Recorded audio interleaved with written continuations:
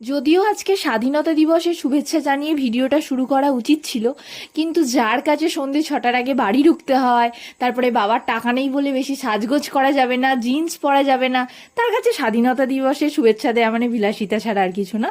তো আমার কাছে যদিও এইগুলো করা ছাড়াও স্বাধীনতার কিন্তু আলাদা একটা অর্থ আছে। মানে আমি এগুলো পাচ্ছি না মানেই যে আমার স্বাধীনতা নেই সেটাও আমি বলবো না, কারণ আমার কাছে স্বাধীনতার আলাদা একটা মূল্য আছে। কষ্টে, অনেক শহীদের রক্তে আজকের আমরা স্বাধীনতাটা পেয়েছি।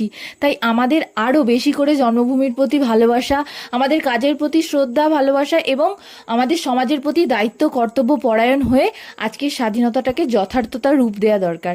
হ্যাঁ, অনেক হয়তো বড় বড় ভারী ভারী শব্দ বলে দিলাম, কিন্তু একটুখানি ভাববেন, গভীর চিন্তা করবেন, আর যদি সেই মানুষগুলো না থাকতো আমাদের কি অবস্থা হতো। তাই তাদের কথা বা ভেবে এবং আমাদের নিজেদের জন্মভূমির প্রতি যে ভালোবাসা, সেই জায়গা থেকে অন্ততপক্ষে আমাদের আরো সচেতন হয়ে উঠতে হবে।